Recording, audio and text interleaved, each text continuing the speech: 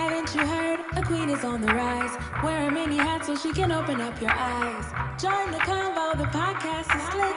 Cop a penny to the spice up your fit, yeah. She's a producer, you can vibe to her beats. She do the most, but she ain't come to do the least. Whether it's the combo or the music you want, find it all here at TiTiTalks.com. Come and stimulate your mind with TiTi Talks. Promise you'll never fall behind when TiTi Talks. The knowledge you're seeking you can find when TiTiTalks.com. So come on and get with TiTi Talks, yeah.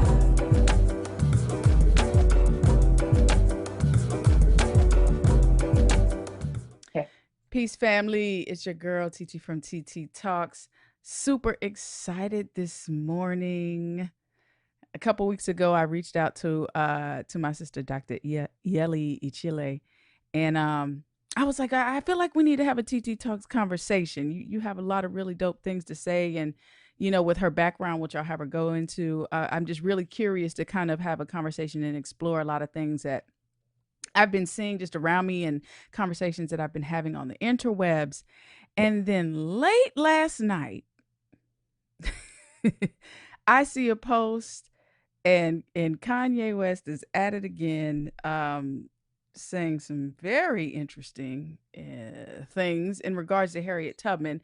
And we'll go into the details and the specifics of that. And I was like, oh my gosh, how apropos that he would say that right before Iyelli and I have a conversation about womanhood and warrior womanhood. And what's interesting is one of her areas of expertise and study is actually Harriet Tubman. So welcome, welcome, welcome.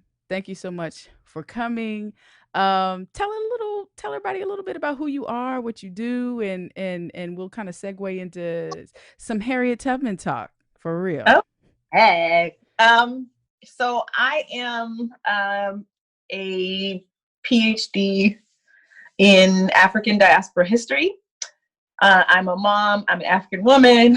I'm a nomad. I study the history and culture of people of African descent globally, of course, with the central point of departure being Africa itself, to understand that history, that culture, the legacy, and also I focus specifically on African liberation, African resistance movements, but also efforts to not just resist what we don't like and what oppresses us, but also how we build liberation movements. How do we seek freedom, which is different from resisting oppression. Building freedom is the second leg of that. And how we do that through culture, how we do that by holding on to the best of what makes us African. I specifically have an interest in the participation of women in this process, the feminine in this process, families and children in this process, spirituality in this process, art and aesthetics in this process. Because I think a people who cannot envision freedom and people who are not able to participate in their own liberation truly cannot make it manifest. So Indeed. So I had her explain all of that so that we can know that she is fully and highly qualified to go in depth on this conversation. I'm one of those people who kind of has a lot of, lay knowledge about several different things. But, my area of expertise is, physical therapy or, massage therapy or whatever I'm doing. And it's important that when we're having these conversations around history, around historical figures, around gender dynamics, around African movements across the diaspora, it's extremely important that we are having these conversations with our historians and with our anthropologists. And the internet is making it so much easier now to be able to do that. To be able to have these types of conversations, because I see a lot of people having conversations and they're talking about things that you can tell they've not had a lot of expertise in. They've never sat under somebody who has dedicated their life to this. That they'll read a couple of Google things and, maybe a couple YouTube videos, and they may even get a book off Amazon or something like that. And then after doing those couple of things, they're just automatically this guru who has this vast knowledge. And it's like, no, that's actually like a beginning step into developing a particular expertise. So I'm saying all this, encouraging all my people out there who are having a lot of conversations around a lot of very nuanced topics, to reach out to some to people who do this for like a living, who this is what they do, and be able to bounce your ideas off of them and learn from them, and even the other way around, because it's always an exchange.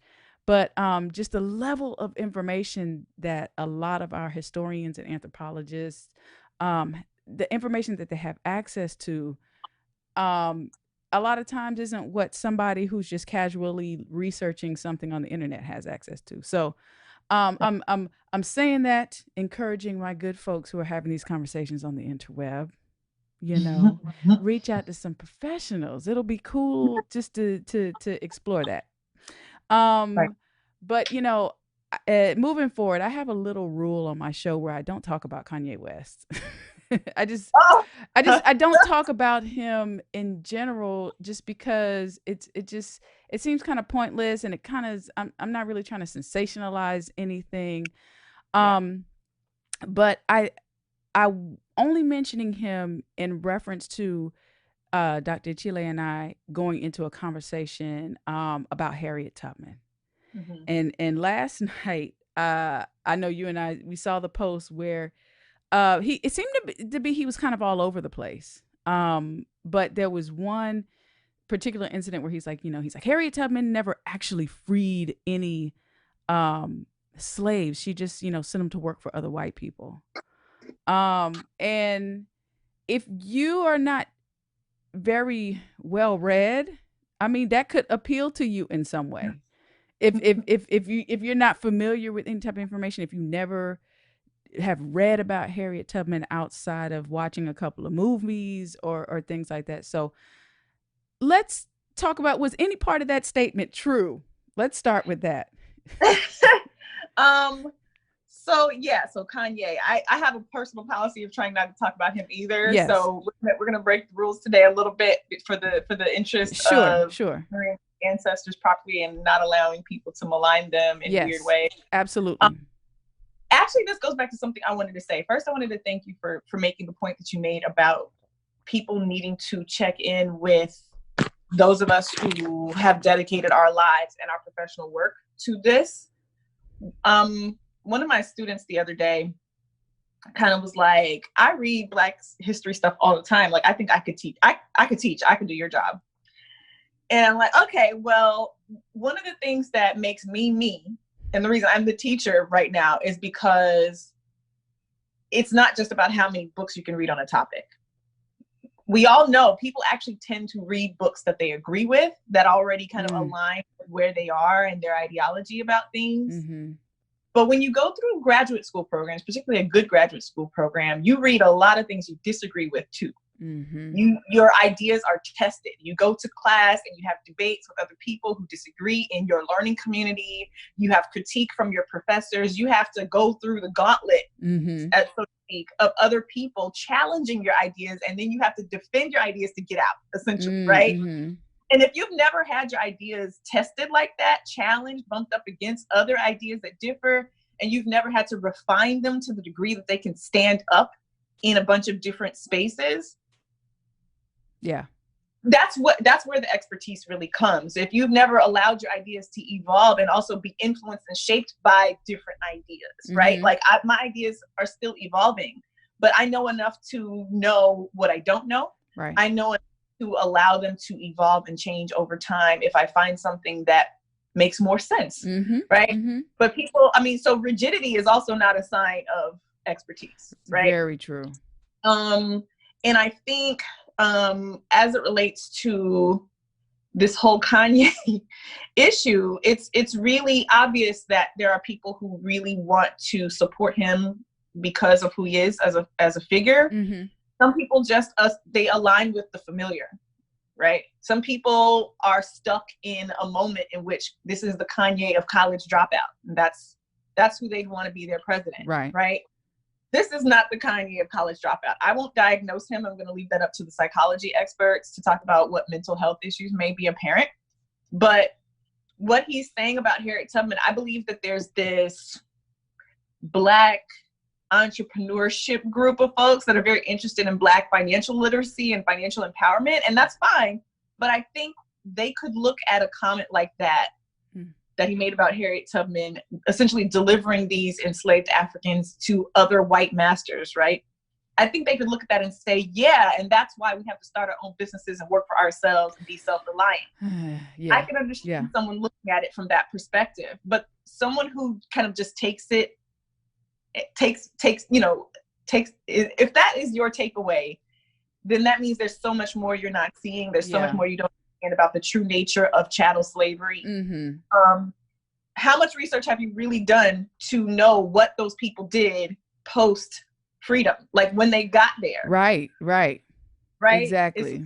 It's from a place of like having gone to the archives and done the background research to find out what all these people did once they got free. Did they all have white masters, or did they establish communities and businesses for themselves? Like, that's even just that. It's just reckless to say that without really knowing that story. And then we saw in further comments that he made that he couldn't even remember the names of other historical examples that he was trying to kind of bring up.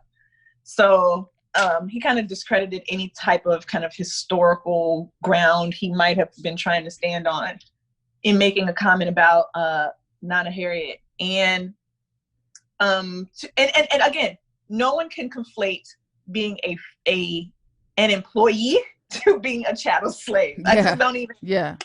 Anyway, so it's just reckless. But I mean, I'd rather focus, I guess, now on how amazing Harriet was and what her standpoint might be on some of these things. We speak a lot for our ancestors. You know, we claim to know what they would do and what they would think. There was a lot of people saying Harriet would have, you know, punched him in the face, you know, or something, you know. But you know, I don't even claim to always know what I think Harriet would have done in these situations. She was somewhat unpredictable and more creative, I think, than I am, you know. But so were many of the other ancestors, and so were many of the other courageous people that traveled with her. So you never know. I always tend to give our ancestors more credit for being strong people and people who definitely knew self-reliance. We were not dependents. We weren't brought here as dependents. Like most of us who ate, we grew our own food, like on the side in the cut. You know, most of us taught them how to do all of the amazing things that they've done. The slave holding classes of people, like we taught them how to cultivate rice. We taught them how to, you know, find medicines and cures for things. Like we were not the dependents, they were. And so a person who could say what Kanye says not only has maybe potentially some mental health issues, but just a fundamental misunderstanding of the dynamics that were taking place at that time. Absolutely. And, you know, I was, the first thing I thought about when I heard that comment was, when she went with the U.S. military for the river raid up in, where's it, in Combahee? Yeah, the river raid. And, you know, her expertise was able to free like 700 people. It like in one day, like they just rolled up in there and rolled out with 700 people in a day. Of course, there was a lot of planning that went, you know, ahead of that. But and I'm just like, so she sent all them people to some white people? Is that really what happened? She sent all these people to some white people? All 700 of them? The several trips that she made back and forth. It's like, and I'm not saying that there could have been an aspect of what he said that, you know, an incident where it could be true, where maybe she brought someone there and maybe they went to work in a house for a white person or something like that. But, you know, we've always been very all over the place. Black people have been all over the place. You could find us in somebody's house. You can find us in a dock. You can find us in a garden. You can find us everywhere. So just to say that she was just shooing Africans from one place to the next, you know what I mean, is very short-sighted. She always was very liberation minded and just very God oriented. She was just so entrenched in the spiritual world. And And and a lot of what drove her was intangible. It was an inside job, that was going on with her. And just the level of danger that she was in all the time. She probably was never even able to really truly relax until like her old age. That really was probably the only time. Everybody always had a hit on for her life. You know what I mean? She was always in these dangerous situations. And so that's why I'm so excited to just really talk about who she was as a woman and as a person, and even as a very cool model for womanhood. It challenges a lot of Western ideas about what is feminine from the classical Western model. And we're entrenched in that because we live here. And so yes. So let's like kind of explore. And what's even more interesting is, Nana Harriet is from Maryland, was from Maryland. And Sister Iyelli is now in that whole Maryland, DC area up there. And so she's actually in a lot of physical, she's in the physical area of where Harriet was doing her thing. And you also do kind of like, do you ever do tours or anything, or take the trails of places there where she was? I think I recall you saying something like that. Yeah, and I have to do more with it. And just when I kind of tried to get started back up on going on these tours and taking people on these tours, we kind of got stuck in this whole pandemic situation. Yeah. But yeah, I definitely have been to Harriet Tubman country. I've been to the National Historic Site and visited some of the trails, and it's just amazing. And it's so powerful and exciting to just think about her having set foot in these places and creeping through these woods, these very woods, and things like that. It's been amazing. I think my goal is for us to visit the places that are sacred to our people and to pour libation for them there, commune with them there. Those community ancestors of ours, like we have our own personal relationships with our personal lineage, our personal ancestors, but I think it's so important to lift the names of those who really did work for all of us and continue to work for all of us. I was talking to my dear friend Raquel this morning, and I was telling her that I think, people really underestimate the power of white juju. But they call their ancestors all the time. These buildings with their names on them, the street names, these are all shrines. These are all ways of honoring and lifting the name of their ancestors. And I just feel like we should be making sure to do the same thing, which empowers them to help and work in our lives in a greater way as well. So Harriet Tubman is always going to be called. I'm always going to seek her out and try to bring more people to a more accurate and victorious understanding of her. Absolutely. I appreciate it so much. She's I tell people she's like a patron saint of African Americans. Seriously. And we have several of those, on this land, in the Caribbean, on the continent, of just, patron saints who we just hold in high regard. And for the people who are honoring them, keep doing it. And to the ones who that may not be something that you were generally exposed to, just, start by learning about them. When you start to learn about our historical figures in a very serious way, that helps to kind of incite something for you to want to know more. And then as you start to know them, then you kind of want them to be a part of your life and your energy and your, there may be some parts of their ideology that you may take and kind of, shape into your own, personal ideologies. Yeah. I know I definitely take a lot of what Nana Harriet does and kind of incorporate it into my own personal brand of womanhood. And I know a lot of women who do that. Nana Harriet is one. Nana Ida B. Wells is one that I hear a lot. And we could just go down the list. There's so many just wonderful, powerful African warrior women and men who have just really stood in the vanguard in trying to improve our situation here. Whether it was trying to help us develop what we already had here, whether it was like we ain't developing nothing else here, we're going somewhere else. Whether they were on some maroon stuff and they would be like, well, we ain't going nowhere, but we ain't going over there either. You know what I mean? So, we've always expressed ourselves as, that's why I'm like very surprised that people are upset that everybody in Black America ain't on one accord.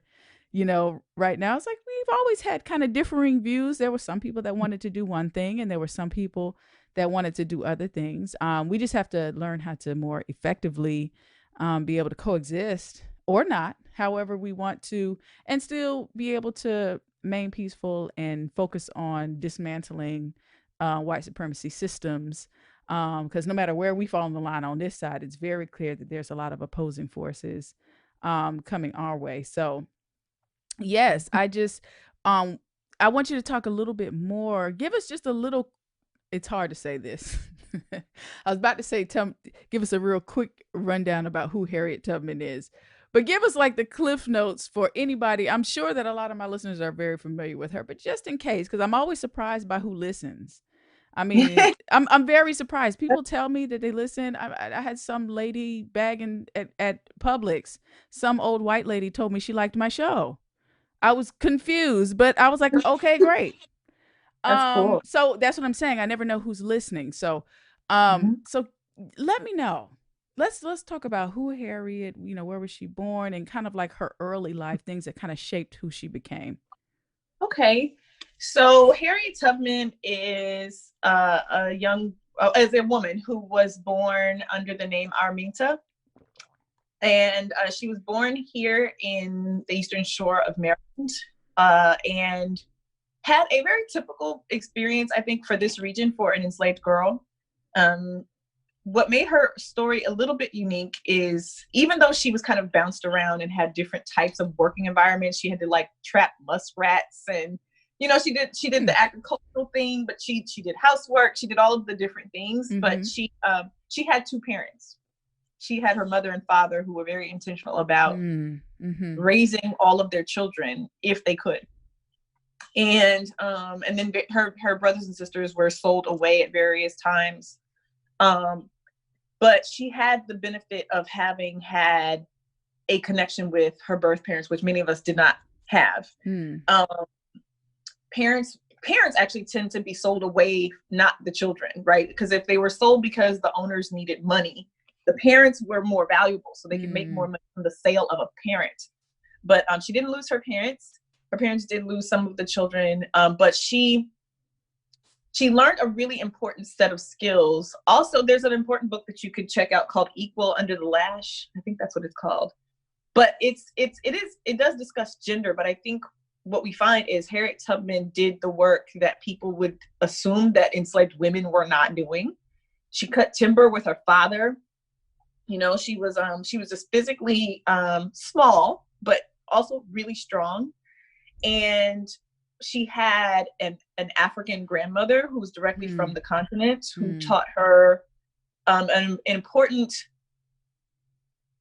worldview that some of us by that time, by the 1820s, 30s, 40s, had kind of been somewhat divorced from, right?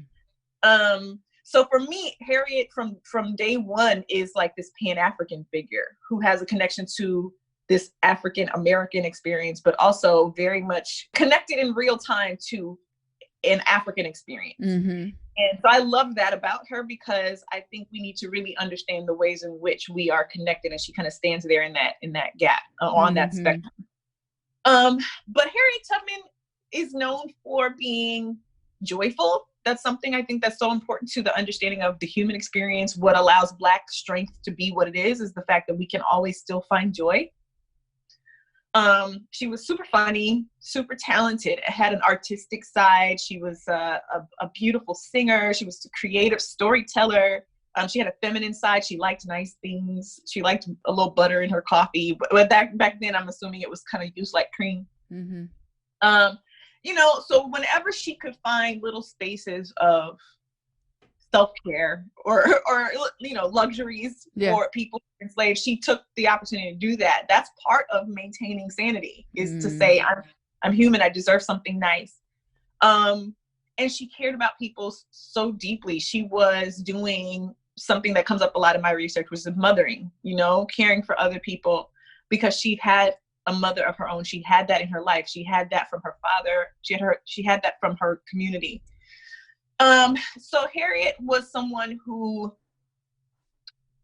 like many of our ancestors, never accepted slavery. There's this narrative that we just kind of, at some point, were so beat down and downtrodden that we kind of just accepted this as our lot in life. But what Harriet's story shows us is that many, many, many of us, the majority of us, never accepted this. We always knew this was an unnatural way of being, which is why I prefer to say enslaved people as opposed to slaves. Slaves almost makes it sound like a natural condition, right? Enslaved means it's a set of conditions imposed on you by someone else. This is not something you accept. And so she was supported in using those skills to get people free. And those other people also use their skills to get themselves free. So this is a group. These are groups of people. And she did get many, many people out. She went on how many missions? There's so many debates about the number of missions, I guess. But ultimately, she freed a ton of people. And we won't debate about numbers. And the stories she would tell about it, there's a corpus of Harriet's stories. I love the fact that they're like stories. She would reenact the stories for you and use this to inspire new generations of people. She built institutions even afterwards. She supported the establishment of other Black organizations like the National Association of Colored Women, for instance. She never forgot that in addition to being an African woman, she was also a woman. She was also a woman. She had love. She had a romantic life that was something that she allowed herself to have. I think some of us feel like in order to be about the people and the liberation of the people, you must sacrifice those other aspects of yourself, those other aspects of your experience.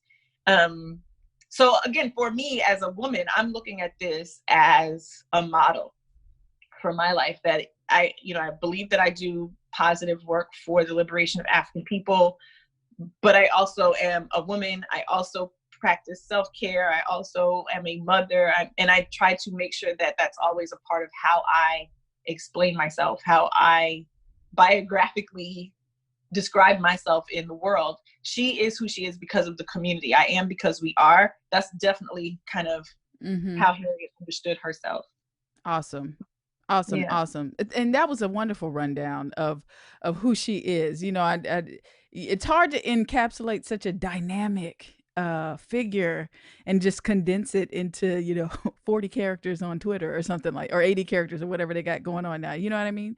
But I appreciate how you touched on that, because we don't hear about a lot of the other sides of Harriet, that you're talking about her being artistic, about her being a little fancy, about her having a romantic side and all of those things. And so this is why it's important to talk to historians, so you can kind of get a little bit more robust description of either the historical figure or the historical time, because with me and just and I feel like I'm somebody who knows probably a little bit more than the average person about Harriet Tubman, but definitely I have not read or been exposed to the extent to which Dr. Ichile has. And so even though I've read a few books on Harriet, even though I'll watch Cicely Tyson play her all day, you know what I'm saying? And even though I had a lot of critique of the Harriet movie that just dropped, I did have some good things to say. And Dr. Chile did an amazing video. I will somehow incorporate the link so y'all can watch that video of just her interpretation of the movie Harriet. It was just wonderfully broken down, and with her expertise and perspective, I'm sure that it'll add some interesting points into whether you did or did not enjoy the film, or whatever. I won't get sidetracked by that, because that's a whole nother discussion in itself. But I really appreciate that, because it's important that we understand so that we can have a lot more. It helps us to be able to immediately ascertain when Kanye West or somebody else says something about our historical figures. We can immediately ascertain, yeah, that is incomplete, or you know, how he was thinking, or it's not all the way accurate, or I mean, there could be some truth there, but I could tell he didn't flesh that out all the way. And really think about it. And when you have that type of information, you're able to quickly discern that with things that you see in pop culture. Um, Yeah. and it's important during this time, just because the media is being used a lot to kind of manipulate us emotionally, particularly right now, particularly during this pandemic, particularly during just election season. Just the media is really being used just to kind of swing people, you know what I'm saying, all over the place by their ponytails. So if you're walking around with these half baked facts, you're just going to be tossed all over the place. You know what I mean? Without any type of informational grounding, to be able to have a solid conversation or debate about, what actually is going on. So, I just want to know, do you know of any, just good places for people to start if they want to learn more about Harriet Tubman? Like, there's a particular film or book, or I mean, um, like looking at these books, like, you're like, what I got, what I got, what I got. Like, if what do I somebody, got? I only have a few of my books here at home. Everything else is still in my office, which I can't access because our campus is closed down. But there. Oh, here it is. It's this one. Look at God. I oh, like this book. It's Harriet Tubman, The Life and Life Stories. It's a collection put together. It's curated by Jean Humez. But what I like about this, so the author does a little bit of introductory work and like I guess interpreting, but these are stories. These are basically Harriet's own stories that she would tell.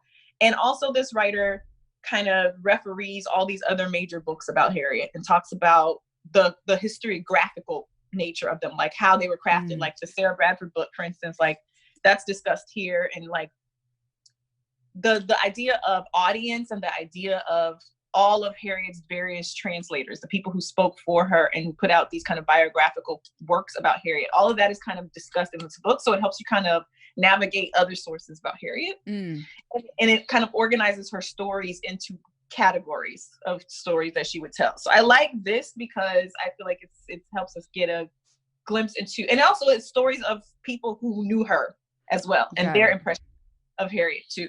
So like, I would love for someone to have a book like this about me. Like if I do something really amazing, I would like a book like this. Like, what did I think about myself? What did other people in my community think about me? How did they feel about me? Good, bad, and ugly too. You know? Right. The main takeaway I got from that book is that Harriet tried everything. Like Harriet would respect the marchers, and Harriet would give respect to the people pulling down the monuments, and Harriet would give respect to people trying to pass legislation, and Harriet would give respect for people who were like, I'm not dealing with any of that. I'm straight up revolution. I'm burning it all down. Like Harriet, essentially, if you were trying to work for the liberation of African people, Harriet could probably get behind you some kind of way and support you in some kind of way. She supported John Brown's raid at Harper's Ferry, but also tried to free people by joining the U.S. military. She was like, I'll try whatever it takes. Like at the end of the day, if my people get something called akin to freedom, I'm going to try to push them there and support whoever else is heading in that direction. So it took a little pressure off of me learning that about her, because I feel like we kind of get in our little silos of like, I'm a cultural nationalist, I'm a revolutionary nationalist, this is the only way we gonna get free. And it's like, no, this is a multifaceted problem that we're facing. Maybe those people who are doing like civil rights legislation and you think that that's mild or something like that, and it's just not enough, that's just a half measure or whatever. Maybe those people who are doing that are creating the breathing room for you to continue your work, which may be on the more radical end of the spectrum, but like it's necessary. Like just let them do it, Yeah. So I appreciated learning that about Harriet, and it really does. It doesn't do as much as maybe I would, but it definitely touches on what you said, which is her God-driven life. Like her relationship with God is like a whole theme in the book as well. I think the author has some blind spots related to spirituality, because I think there's a whole lot of Christian baggage that kind of gets in the way, and understanding her spirituality in a more holistic and even an African context really helps you understand Harriet better. So not a lot of that is in here, but I guess that's my job. So. That's awesome. See there, I done got me a new book that I can that I can get, because I'm not familiar with this book. And that actually, saying that is actually helpful for me, because I'm always in very interesting spots, because I feel very, and I didn't even know that was kind of an ideology of Nana Harriet, but I feel that way too. Like, my personal comrades, some of my personal comrades are in ATR. Some of my personal comrades are Christians. Some of my personal comrades are Hebrew Israelites or Moors or Black capitalists, or like, these are all of like my friends, my associates, my comrades, people who my family members, and so I don't really have everybody has their idea of how we're going to get there. Some people think that it's going to be this that's going to do it. Some people think it's going to be that's going to do it. The reality is that most of our ass just don't know what is going to be the thing or collection of things that's going to bring about, the liberation that we need. What I do know is that there's a lot of people who are in different lanes who have really good ideas on what it is that we need to do. Whether you agree with the Black capitalists or not, we gonna need capital to get it done, whatever it is that we're trying to do, whether it's resource capital, precious metal capital, dollar capital, crypto capital, whatever it is, we're gonna need something like that. So it would behoove us to have conversations with that. If you think there's a socialist aspect that needs to happen, hey, I believe in equity and things like that, and we may need to take aspects of that and push what we're trying to do. We definitely need spirituality and ways to tend to our spiritual selves on this journey, and so that's extremely important too. Whatever it is, and that's how I am. It's like, whatever it is you're trying to do, as long as you're not impeding what I'm trying to do, and we're kind of moving in the same general direction, we don't have to take the same exact route. And I'm not so tied to ideology that I can't connect to somebody who has a seemingly opposing ideology to me. You know what I'm saying? Because some of my favorite people, are people who, on surface level will be like, why would you even talk to them? You know what I mean? Right, but we're talking, and we have to still be able to talk. Yes. Absolutely. So that just inspired me a little bit, hearing a little bit more about Nana Harriet, and kind of, I probably will sit and reflect a little bit on that, and probably even get the book and read it and reflect on that, just to kind of help shape how I continue to engage our people moving ahead. So I appreciate that. See, I done learned me some, y'all. Y'all better learn some.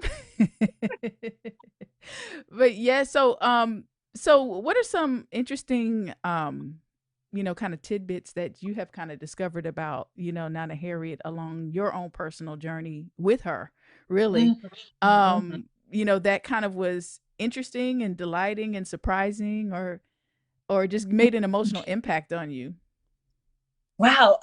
So I always tell people that like people sometimes get in like my DMs and be like, how did you know that about Harriet? And I'll be like, she told me. Like, I don't have an archival source for that, sir. So Harriet for me has become just a spirit, like a living, communicating entity in my life, right? So she's like, so randomly, a sister in our community up here gave me a sketch that she made of Harriet. Like, she just, like, after a talk I did, she just said, I want you to have this. And I was like, oh, okay. Like, you just, Harriet. So I put it on my ancestor altar, which, she's not necessarily in my bloodline that I know of. But she wanted to be there. I felt it in my spirit that she was supposed to be there. And like, like that book that I just showed, like, I feel like she read it with me and helped me see things that the author didn't catch, but the author so the author was just obedient to putting the words in right? William Still's words and Harriet's words and Garrett's words and all these other people, abolitionists and others who worked with her, like she stayed true to their words, right? But we are the ones, the historians and others, we're supposed to do the interpretation. So Harriet helped me look at the words and see what else was going on.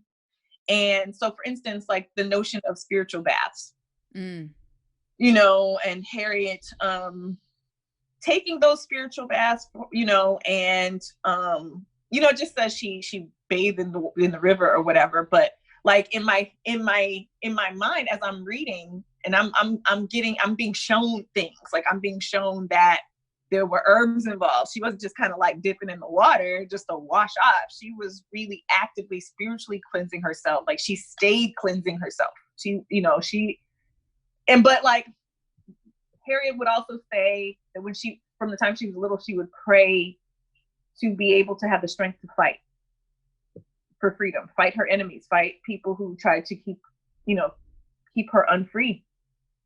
But in that, again, I'm hearing and I'm like, well, yeah, but she also would like wash off the fear. It wasn't that Harriet was completely fearless. It was that she was intentional about like washing it off. She would reset herself, you know, her energy, because she knew she needed to be vibrating at a certain level to keep everybody else's spirits up and to keep everybody else strong. She would do those things for other people. She would like crack jokes and stuff when people were feeling a little doubtful or scared, just to kind of distract them and kind of break up the energy. Mm-hmm. Everything I've learned about Harriet and that she has shown me specifically is she was an energy curator. Mm-hmm. You understand? Like she would control the energy of her passengers. She would distract them when they started kind of getting frantic and antsy and doubtful. You know, she would, there was a story and let me misquote the book, but like when I talk about her being the master of disguise and disguises, like, I mean, she was like a magician. Like she was on a train and there were slave catchers on the train who were looking for her, right? Because Moses was a thing, being able to catch Moses, right?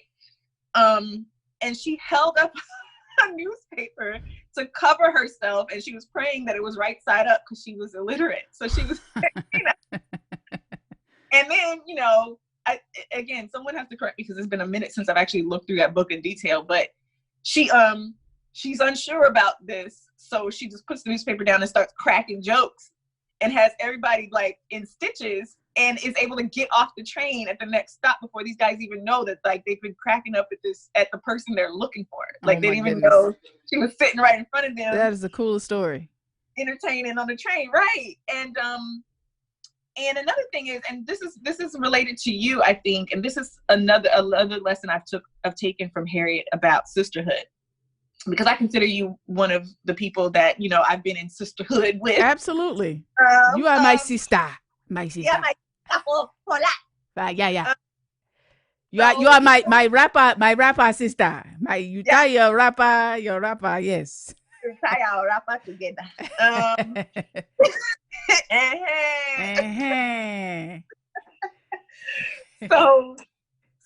So Harriet, you know, she kept other strong women around her.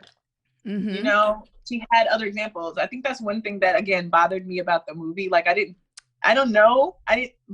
I didn't take her mom to be, I guess, you know, her mom to be as fragile maybe as she was depicted in the film, but maybe there's some basis for that I just am not aware of. But these other women who were in some of these trains, you know, her passengers, right, were just as about it as Harriet, you know, and, were involved in all kinds of, they were disruptors. Like they would intervene in situations. They would defend themselves. Harriet wasn't always the one packing the pistol and pulling out her gun on people. It was for other people involved, and some of them were women.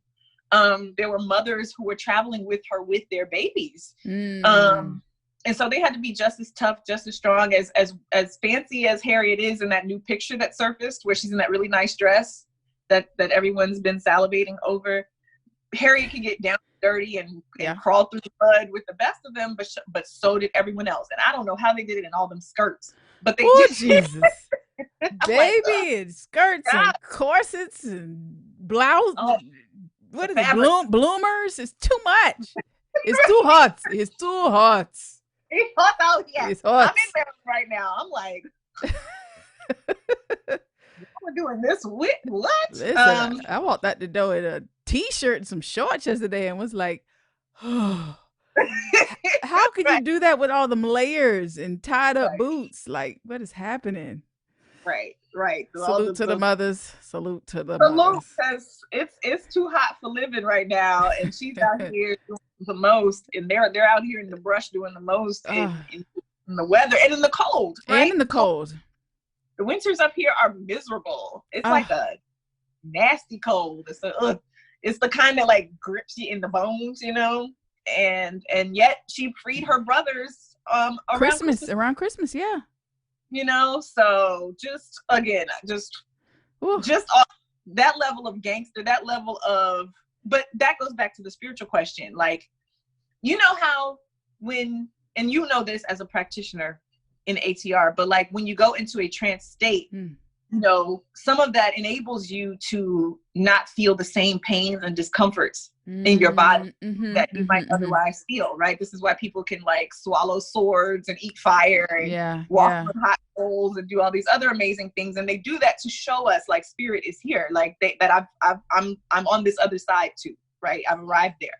But I wonder sometimes if Harriet wasn't also doing that, like entering into a trance state, or, you know, kind of always in this 1 foot in, 1 foot out state. And that's why the narcolepsy was what it was. Yeah. And when you were saying that, I was thinking about that, her history, and I'm sure many people know, but any listeners that don't know, kind of talk about that aspect of her. Okay, so Harriet, when she was a preteen, was struck on the head by some sort of blunt instrument. There was some sort of conflict with an enslaved person who was trying to get away from a slave catcher, and she happened to be it was a general store, and she happened to be there at the same time.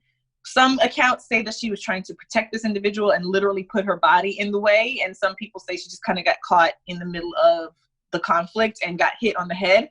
But in any case, there was a traumatic brain injury that happened that caused Harriet to have random spells where she would actually pass out and go unconscious. And I'm putting unconscious in quotes because Harriet could always remember what was happening around her while she was out. So she wasn't completely gone. She just wasn't in her body at the time. And yet, despite the fact that she could randomly have a spell and just be passed out, she still got people free. She worked around what some people would call a disability, but those enslaved people who went with her trusted this because every time she woke up, she had some new information. She was downloading from spirit. She would be like, God told me we're going this way. Even if it didn't seem to make sense, she was always right. She always landed on her feet. She never lost a passenger. The group was safe. And so they trusted that. So again, it's putting things in an African worldview. You see her spiritual gifts as an asset and not a liability. And, you know, so maybe it was her fate and her destiny that injury should happen, but she definitely leaned very heavily on that. And she called it the voice of God. She had a direct link to God. And I think this enabled her to endure all kinds of physical discomfort, maybe. I think also if we look at her skill set, there's herbalism in there that was very, very real. People relied on that as well to quiet babies. She was curing soldiers of these epidemic diseases that would move through these camps. There's a lot of good historical work that come out relatively recently about disease during the Civil War and in the aftermath of the Civil War. A lot of people died from disease, not from gun violence. You know, not from actually getting shot by a cannon or a rifle, but like dysentery. So, but Harriet never got sick, but she was around these people all the time. She wasn't just a scout. She wasn't just a spy for the army. She was a nurse. And so that herbal knowledge came in handy once again. And so I go back to the original question, which is, I wonder if there wasn't something she gave everybody a little something to chew on to help them not feel as cold or not feel as hot or not, you know what I mean?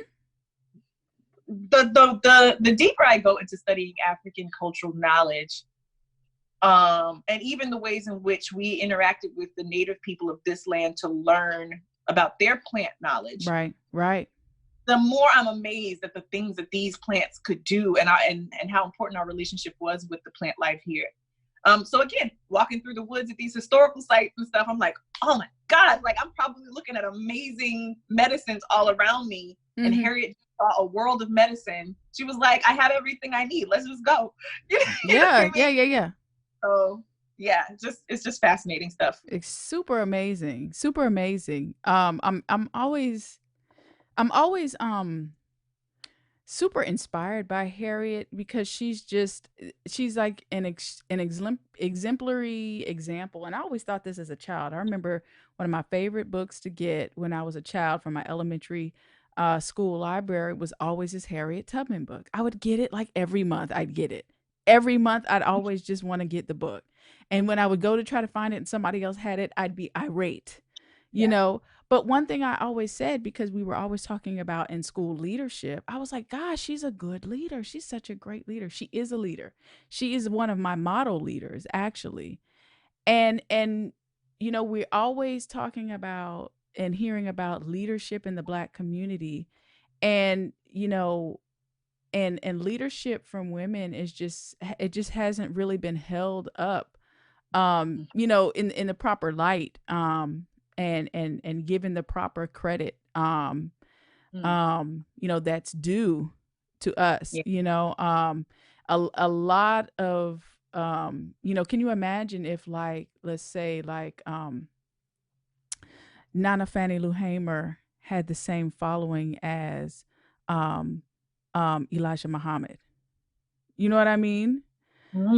Just how people gravitate towards maleness as leadership when really it's about who's qualified to do XYZ.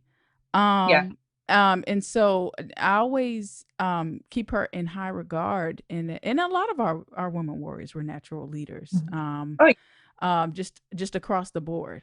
So yeah, just give me some of your thoughts on that and your personal views.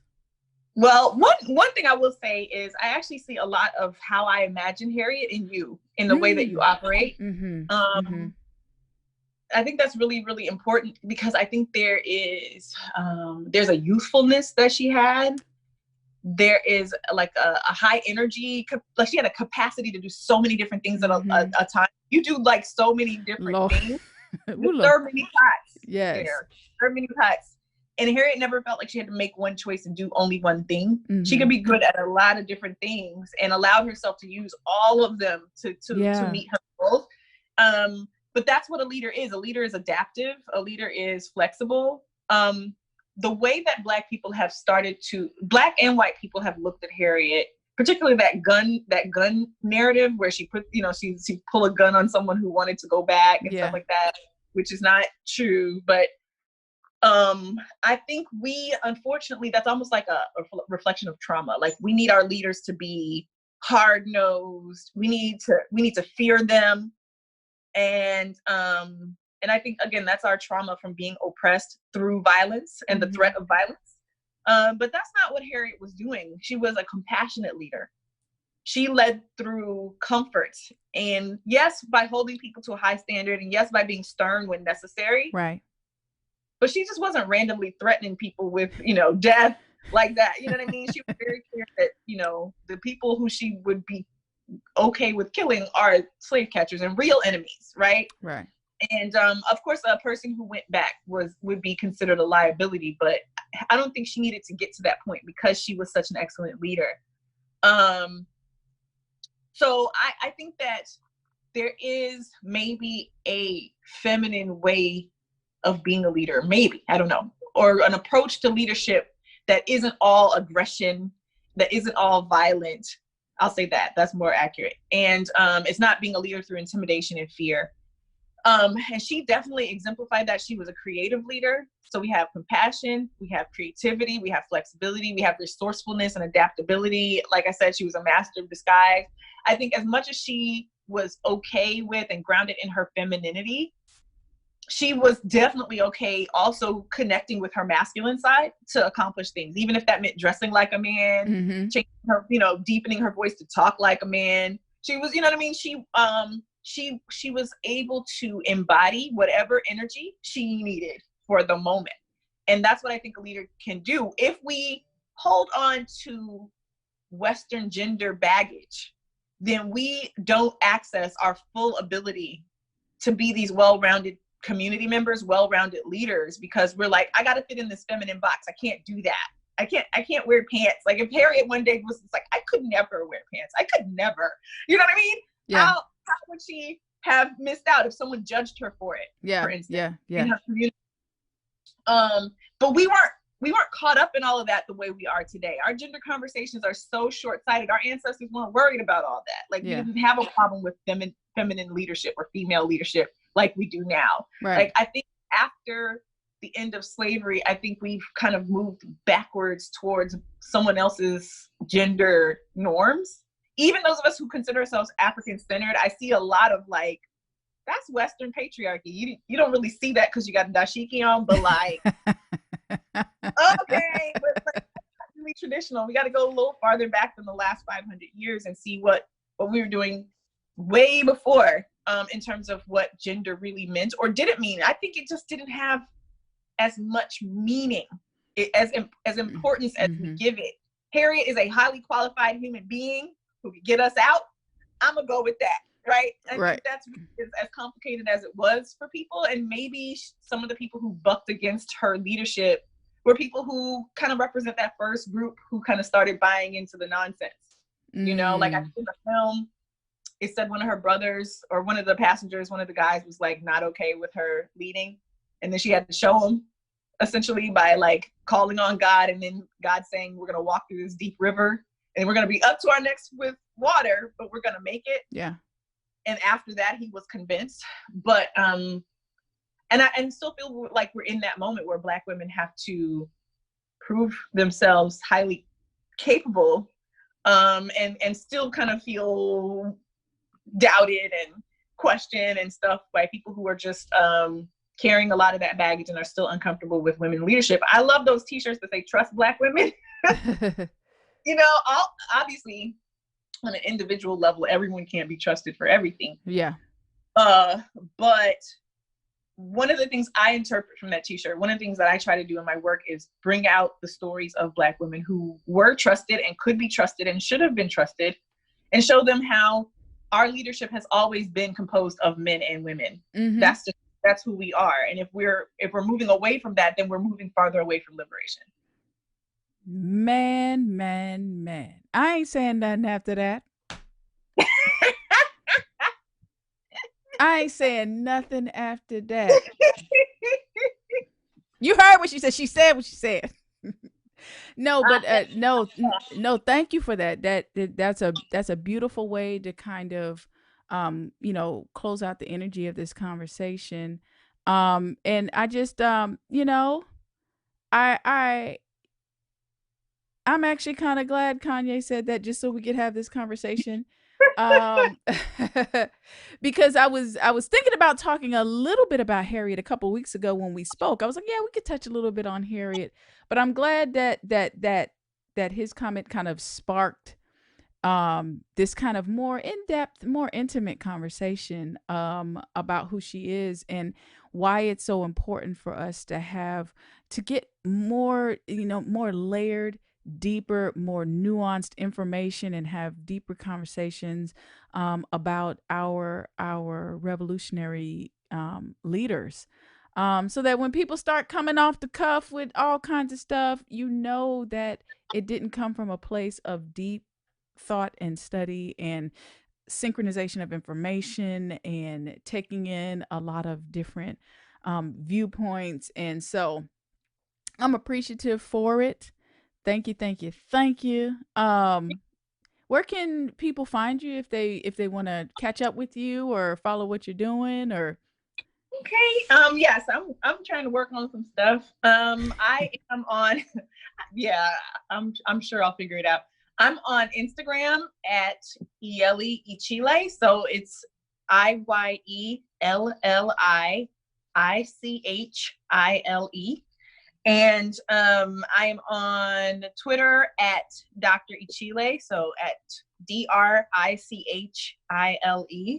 And I'm on Facebook. I have a Facebook page, Dr. Iyelli Ichile on Facebook. And I'm out here in these streets, In these streets. Make sure you follow my sister right here. You can follow me. I'm TiTi Talks. I have a Facebook group, TiTi Talks. On IG, I'm at TiTi Talks. On Twitter, I'm at Miss. That's MSTT Talks.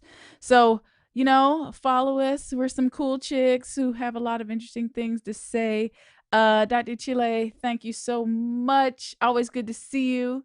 Yes, y'all enjoy. Make sure you share this video now. Peace. Peace.